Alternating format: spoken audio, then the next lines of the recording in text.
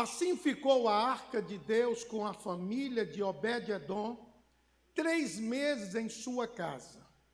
E o Senhor abençoou a casa de Obed-edom e tudo quanto tinha.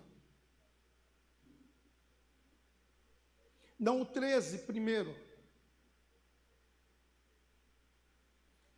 Por isso Davi não trouxe a arca a si, a cidade de Davi, porém a fez levar à casa de Obed-edom, o giteu. Agora o 14.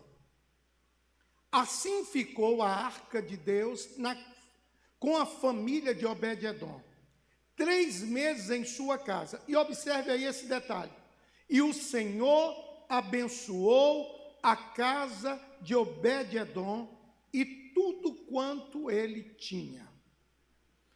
Querido, a nossa casa deve ser o melhor lugar do mundo, independente se ela é rica, se ela é pobre, se ela é grande, se ela é pequena. Deve ser o local aonde a gente se refugia depois de um dia cansativo de trabalho. É um lugar de refúgio. Na volta de uma viagem, a gente precisa desejar ir para a casa da gente. A casa, o nosso lar, é algo que, tanto na alegria quanto na tristeza, precisa ser o nosso refúgio. A família deveria sempre ser a reunião de pessoas que se amam. Nem sempre é assim.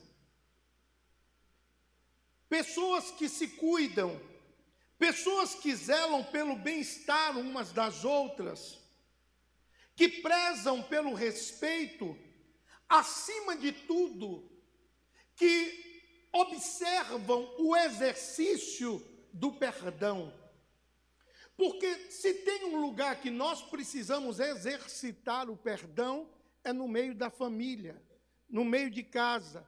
Porque somos pessoas da mesma família, mas pessoas diferentes, falamos coisas diferentes, e às vezes o que falamos deixa o outro triste, deixa o outro com uma sensibilidade um pouco alterada, e nós precisamos exercitar o perdão, perdoar e ser perdoado. Em muitos lares, quando a porta se fecha, começa uma guerra muito grande de intolerância, de ofensas, às vezes violência física. Uma das coisas que mais machuca dentro de uma casa é a ingratidão. E outra coisa é a individualidade. Isso aqui é meu. Não, dentro de uma família é nosso. Não, o meu sonho não é o nosso sonho. Então, os nervos parecem estar à flor da pele, e qualquer coisa que acontece é motivo de descontrole emocional. Quantas famílias que hoje estão em pé de guerra, em descontrole emocional por causa de uma palavra, por causa de um gesto, por causa de uma escolha. Em meio a tudo isso, a esse turbilhão, eu fico me perguntando como fazer para que a casa de todos nós seja o melhor lugar do mundo, para que o nosso lar seja um lugar de paz, para que o nosso lar seja um lugar de tranquilidade, de descanso. No texto que nós lemos, nós podemos observar que a Arca da Aliança, que representava a presença de Deus no meio do povo, havia sido deixada na casa de um homem chamado Obed-edom. Passaram 3 meses, e aí chega a notícia aos ouvidos de Davi: o Senhor abençoou a família de Obed-edom, e tudo que ele tinha, tudo que a ele pertencia, foi abençoado. O texto está ali, você pode ver. E o Senhor abençoou a casa de Obed-edom e tudo quanto ele tinha. A casa de Obed-edom se tornou o melhor lugar do mundo, porque a presença de Deus estava naquele lar. A presença de Deus era visível nas pessoas. Não precisava ninguém falar, porque as pessoas viam. E a notícia chegou a Davi, não foi através de Obed-edom, foram as pessoas que viram e foram a Davi falar que a casa de Obed-edom estava sendo abençoada. Meus irmãos, a sua casa se tornará o melhor lugar do mundo quando a presença de Deus se tornar algo evidente, quando a presença de Deus se tornar algo visto por todas as pessoas. Aqui tem alguns irmãos que é da minha geração. Quando eu nasci, não tinha televisão. Quando eu era adolescente, que apareceu a televisinha. Porque a minha cidade era pequena, só algumas pessoas tinham televisão, a gente ia para a janela dos vizinhos para ver. E lá no interior, então isso aí foi na 64, 65, por aí. E aí, as casas não tinham televisão, então todo mundo sentava no sofá, e o que era que faziam? Conversar, contar caso. Cada um contava um caso, e as famílias conversavam, as famílias riam, as famílias brincavam. Veio a televisão e começou, aonde a televisão foi colocada? No centro da sala. E aí ela começou a mudar os costumes sobre comportamento, sobre moda, sobre roupa, sobre costumes, sobre tratamento de filhos com pais.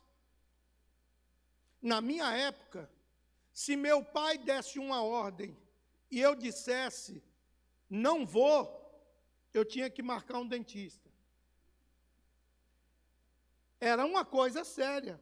Hoje os filhos desafiam a autoridade dos pais por causa de quê? Da televisão.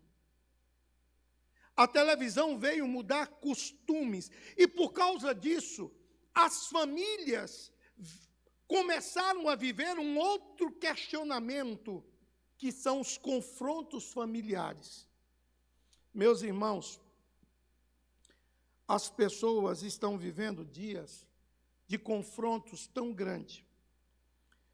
Eu estava vendo um documentário que falava sobre como a China transformou. Até pouco tempo atrás, a China era um país pequeno, raquítico, sem nenhum tipo de progresso, só que eles mudaram as escolas.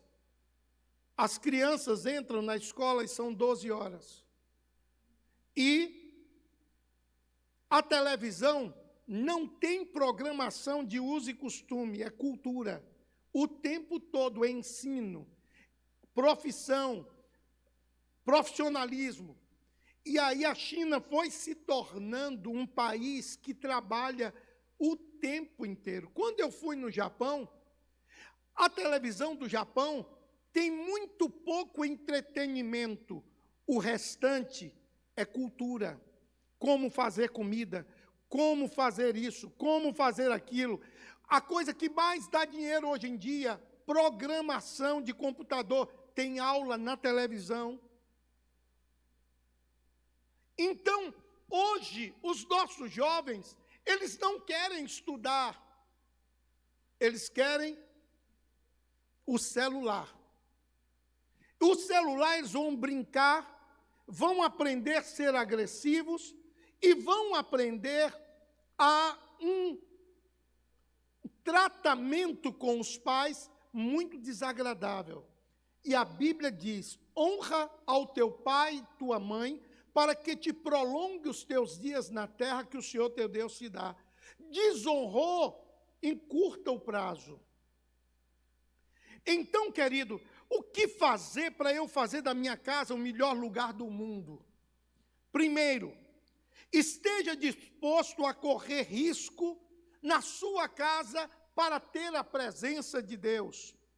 Em 2 Samuel, capítulo 6, versículo 6 e versículo 7, 2 Samuel 6, 6 e 7.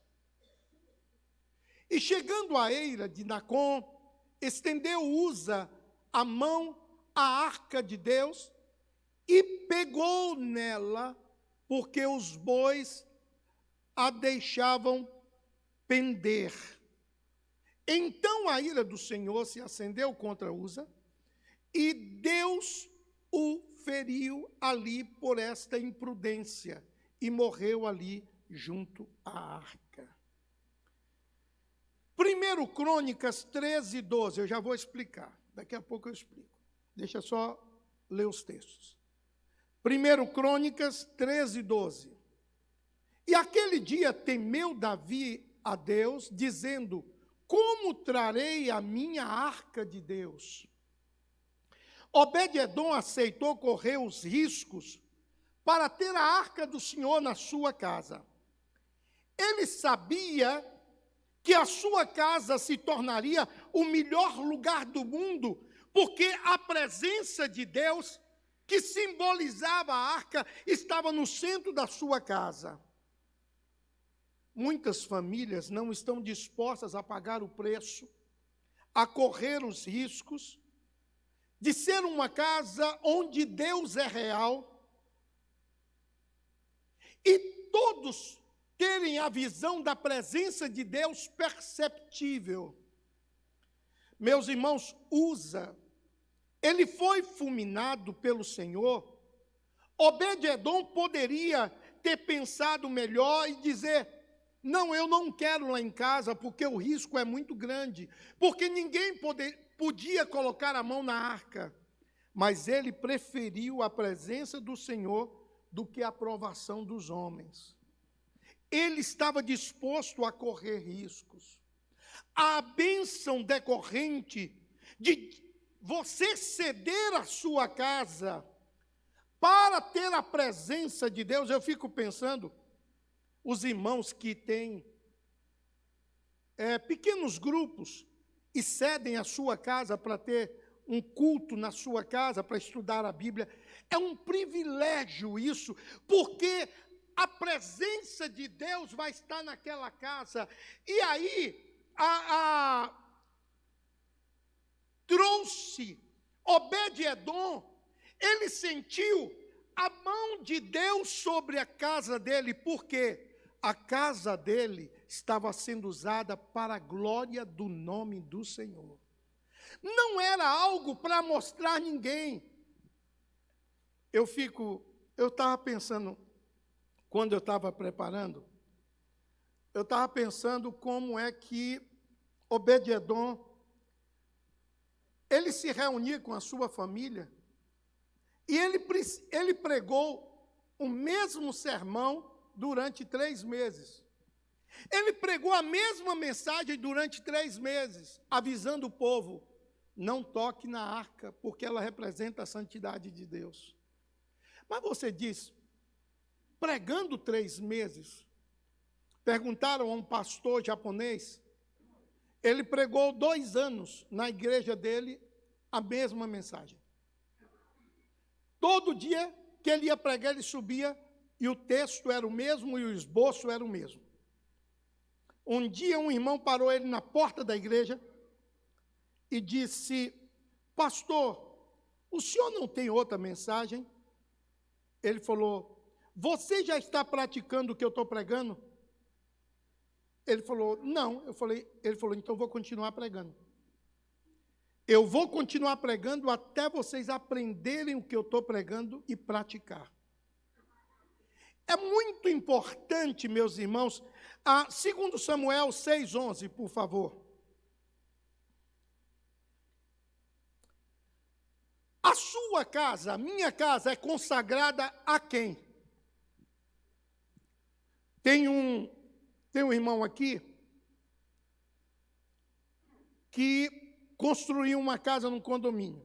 A casa ficou pronta e ele me buscou aqui para eu ir lá com ele para orar, consagrando a casa ao Senhor. Eu fui lá.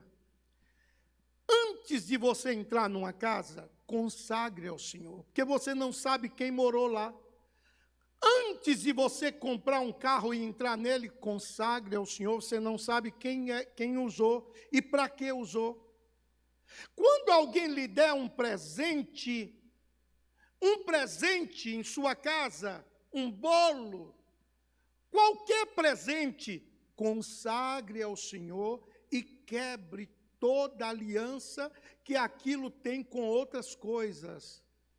Mas, pastor, foi meu melhor amigo que me deu. Melhor amigo também faz feitiço.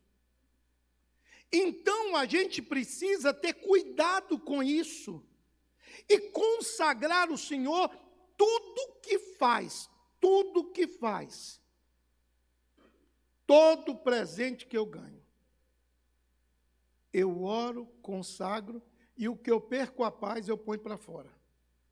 Eu já ganhei presente bom, que eu perdi a paz. Não dei a ninguém, taquei fogo. Porque se eu perco a paz e pego e dou para outro, eu estou dizendo para o outro, fique com o problema que está nele. Então, queridos, olha esse texto. A arca ficou, e ficou a arca do Senhor em casa de Obed-edom, o giteu, 3 meses. Olha aí agora. E abençoou o Senhor a Obed-edom e a toda a sua casa. Obed-edom não perdeu tempo, aproveitou a oportunidade de ter a presença de Deus na sua casa, consagrar a Deus na sua casa. Eu fico pensando, pastor Roberto, quando tem um culto na casa de um irmão ou um grupo familiar pequeno, e o seu vizinho se converte dentro da sua casa, eu fico pensando a bênção que você recebe porque você cedeu a sua casa para alguém se converter dentro dela. Eu fico pensando nas bênçãos que vêm sobre o lar de cada irmão. Quando você cede, é por isso que eu gosto tanto de culto nos lares, porque eu vejo que as pessoas que recebem são abençoadas e as pessoas que vão são abençoadas também. Querido, aquela casa nunca mais foi a mesma depois que a presença de Deus inundou aquele lugar. Ninguém podia tocar na arca. Observe, a arca estava ali. Ninguém podia tocar. E Obed-edom tinha que pregar a mesma mensagem. Não toque na arca. Se tocar, vai ser transferido para a cidade de pé junto. Então, não toque na arca, em hipótese nenhuma. Agora, quantas coisas nós precisamos avisar a nossa família para não fazer? Quantas coisas nós precisamos mostrar à nossa família que o mundo quer nos engolir? Quantas coisas nós estamos cercados e precisamos comentar com os nossos filhos? Não façam isso, porque isso tem consequências. Só uma coisa que eu quero falar com os irmãos. Toda atitude nossa tem consequências, para o bem e para o mal. Toda atitude, toda escolha tem consequências, para o bem e para o mal. Então, quando nós tomamos uma escolha, nós temos consequências. Então, quando Obed-edom escolheu ter na casa dele a presença de Deus, ele estava mudando a sorte da casa dele. Deus está em sua casa? Sua casa tem sido consagrada ao Senhor? Você faz o culto doméstico? Você lê a Bíblia junto com a sua família? Ontem, eu liguei para minha mãe, e tem uma moça que mora lá, ela atendeu, e ela disse, eu me identifiquei, e ela disse, ô pastor, seu pai está fazendo culto doméstico, liga daqui a pouco. Desde quando eles casaram, que eles fazem um culto doméstico. Lê a Bíblia, cantam um hino, e depois oram. Quando eu era criança, eu e minhas irmãs tínhamos que recitar um versículo bíblico por dia. E não podia ser versículo bíblico recitado. Todos os dias nós tínhamos que levar um novo. E uma vez eu não fiz isso, e eu inventei um versículo. E aí eu falei um versículo lá inventado, meu pai falou, o livro, capítulo e versículo. Falei, pai, obrigado, querido. Falei, pai, eu não estou lembrado. Ele falou, não está lembrado? Não, isso não existe. Não brinque com as coisas de Deus. Você precisa ter vergonha nessa cara sua. Tarefa dada precisa ser cumprida. Isso era a criação que todos nós tínhamos no passado. Se hoje nós falamos isso para um filho, eles têm resposta na ponta da língua, porque a Bíblia desapareceu dos lares. O culto doméstico, pastor, não dá para ter, porque cada um tem um horário. Mas na hora que vai para o aniversário, todo mundo se reúne para sair num carro só. Na hora que vai para uma outra festa, todo mundo se reúne para ir num lugar só. Por que só para o culto doméstico cada um tem um horário? Porque não é prioridade. Porque não é prioridade. O dia que Deus começar a ser prioridade na sua casa, as coisas de Deus se tornarão prioridade. Então, muitas coisas estão acontecendo em nossa volta. Uma pessoa chegou para mim e disse, pastor, o senhor pode orar pela minha vida financeira? Posso. Por quê? O diabo está furioso, pastor, com o meu cartão de crédito. Falei, não foi o diabo, não. Quem gastou foi você. O que está faltando é disciplina. Então, às vezes, nós temos uma mania de terceirizar os nossos pecados e jogar tudo nas costas do diabo. Claro, ele tem sua parcela de culpa porque ele tenta, mas quem faz somos nós. Quem toma a atitude somos nós. A igreja desse momento é uma igreja que gosta de movimento. É uma igreja que gosta do canela de fogo, asa de não sei o quê. É um monte de coisa. Mas aquilo tudo é ali na igreja. Quando sai na porta, a vida é a mesma. Ei, evangelho não é isso. Evangelho são vidas transformadas. Evangelho é caráter. Evangelho é transformação de comportamento. Evangelho é transformação de atitude. Então, nós precisamos mudar a rotina da nossa vida para colocar Deus como prioridade da nossa casa. Escuta, irmão, quando eu consagro a minha vida e a vida da minha família na presença de Deus, algumas coisas muito importantes começam a acontecer na minha casa, na minha vida, para que a minha casa se torne o melhor lugar do mundo. Que coisas são essas, pastor? Deixa eu lhe dizer. Eu passo a ser um promotor de paz e não de guerra. 2, eu passo a ser demonstrador de confiança e não de dúvida. 3, eu passo a ser um construtor de esperança e não de derrota. 4, eu passo a ser um distribuidor do amor e não do ódio. Eu passo a ser um compartilhador da vida e não da morte. Então, observe, a sua casa se tornará um lugar de paz, um lugar de confiança, um lugar de esperança, um lugar onde todos vão ver o amor e um lugar de vida pujante, porque Deus está naquele lugar. Meus irmãos, esteja disposto a compartilhar a presença de Deus. Eu acho que todos nós,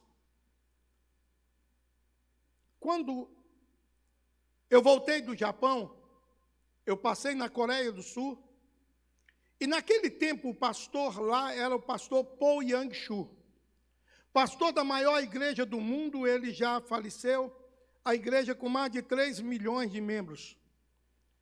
E ele fez uma coisa que é a coisa mais linda, que quando você vê, você chora. O avião estava sobrevoando Seul,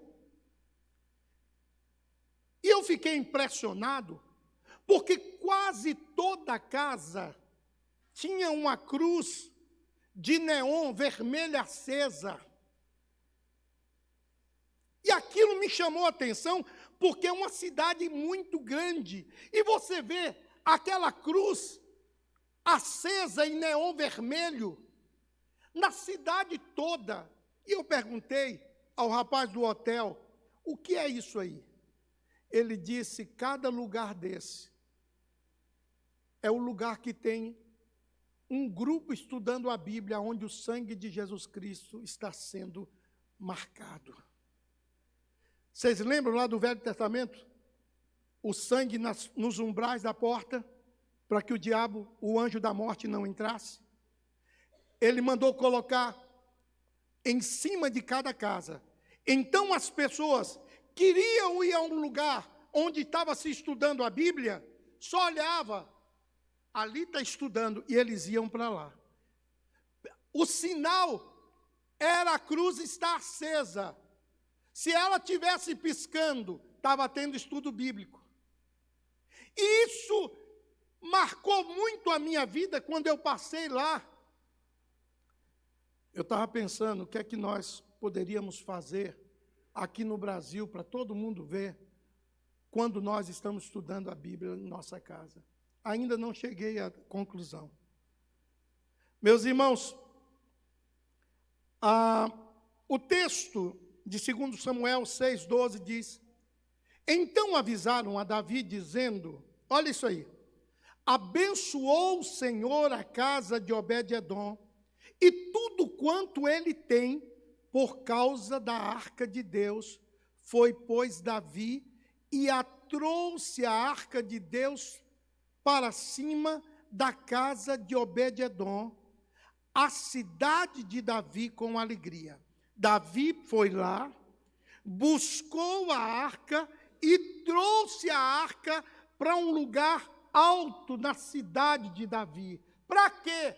Para que a cidade também pudesse ser abençoada. Davi desejou que a cidade fosse abençoada pelo que ele viu na casa de Obed-edom. Meus irmãos, chegou o tempo da arca ser retirada da casa de Obed-edom e ser levada para outro lugar. Outras pessoas também deveriam ter a oportunidade de ser abençoado com a presença de Deus. Por isso a arca foi levada até a cidade de Davi. Aquele lugar se tornaria um lugar de oração do povo judeu. Ali o povo prestaria culto ao Senhor. Ali naquele lugar o povo experimentaria a bênção de Deus por causa da presença de Deus simbolizado pela arca. A presença do Senhor precisa ser compartilhada. Irmão, olhe para mim. Quantos vizinhos seus estão vivendo dias de tormento? E eles percebem o silêncio que vem da sua casa, a paz que vem da sua casa. Seria tão bom que você o chamasse para você fazer uma oração por ele, abrir a Bíblia e mostrar a palavra para ele, mostrar Deus para a vida dele. Seria tão importante que nós pudéssemos compartilhar as nossas bênçãos com os nossos vizinhos, com as pessoas que estão nos cercando, os familiares. A presença do Senhor precisa ser compartilhada. Mas será que essa presença é tão viva e real em nossa casa, a ponto de nós querermos compartilhar essa presença de Deus? O interessante na vida de Obed-edom é que ele não precisou ficar dizendo a ninguém, para as pessoas, o que tinha acontecido. Eles viram as bênçãos de Deus na casa de Obed-edom e correram e contaram para Davi. Davi, na casa de Obed-edom, tudo que ele põe a mão está sendo abençoado. Davi disse: eu quero isso na nossa cidade. Busca a arca lá, porque Obed-edom já foi abençoado 3 meses. E agora traz para a cidade. Querido, será que a sua casa não precisa da bênção, da arca de Deus lá dentro?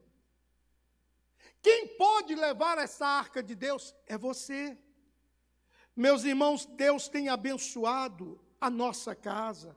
Quantas bênçãos Deus tem levado até o nosso lar. Cada um aqui é salvo. Cada um aqui tem experiências com o Senhor. Cada um aqui tem a mão de Deus sobre a sua vida. Nós precisamos compartilhar o que Deus está fazendo. Meus irmãos, as pessoas precisam ver a presença de Deus em nossa casa. Escutem, as pessoas precisam experimentar das bênçãos de Deus em nossa casa. As pessoas precisam ver e sentir a unção de Deus dentro do nosso lar. Todas as tomadas de atitude não é intempestiva. Toda tomada de atitude não é emocional. Toda tomada de atitude é de joelho dobrado, é com jejum e oração. Um crente não compra nada sem orar. Um crente não faz nada sem orar. Tem irmãos que oram só nas coisas grandes, nas pequenas não oram. Deus não quer participar só das coisas grandes. Ele é Deus das grandes e pequenas coisas. Senão eu estaria frito, né? Dos grandes e pequenos. Mas Deus é Deus de realizar coisas extraordinárias. Eu quero encerrar nesta manhã, e já chamando os irmãos, a casa de Obed-edom tornou-se o melhor lugar do mundo para ele, para a sua família e para as pessoas que estavam em sua volta. Tudo isso por causa de uma única atitude, ele ter levado a arca que representava Deus para a sua casa. E eu quero aqui perguntar a você, aonde Deus está no seu lar? Deus é prioridade ou Deus é quando der tempo? Eu tenho me questionado muito aqui na igreja.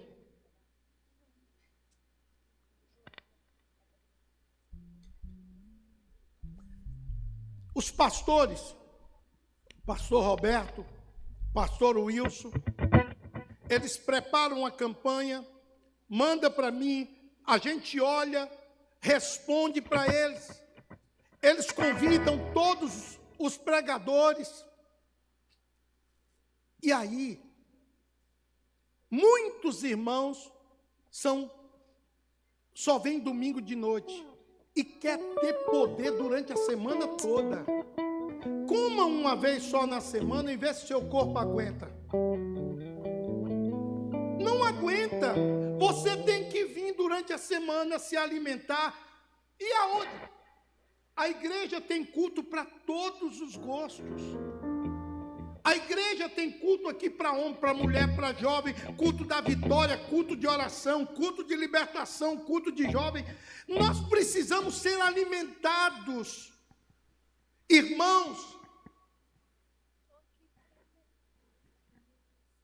alguns dias atrás, eu liguei para alguém, falei, gente, eu estou sentindo sua falta, você é tão especial.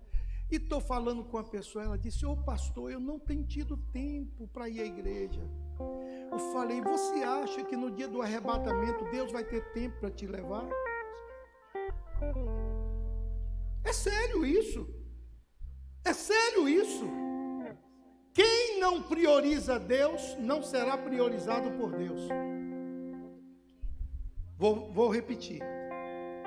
Quem não prioriza Deus, não será priorizado por Deus. Querido, a presença de Deus na sua vida, a presença de Deus na sua família, faz toda a diferença. Você, junto com a sua família, precisam florescer, plantados na casa do Senhor.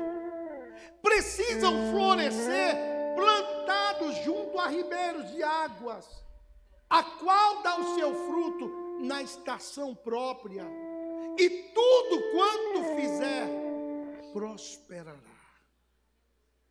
Aonde você está plantado? O que você está fazendo?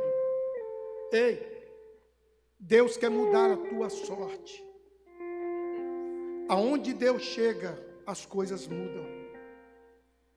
Aonde Deus põe a mão, tudo muda. Obed-Edom teve a vida transformada, porque colocou a arca de Deus na sua casa. Cada um de nós precisamos começar a ter um culto no nosso lar. Um culto no nosso lar. Chame os vizinhos. Pastor, eu quero ter um culto lá em casa, fale comigo. De repente eu vou lá, outros irmãos vão. Nós precisamos testemunhar de Deus, nós precisamos falar de Deus. Os nossos vizinhos precisam saber quem somos, porque hoje muitos irmãos são agentes secretos, ninguém sabe que ele é de Deus. Então nós precisamos mudar essa história. Fique de pé, querido.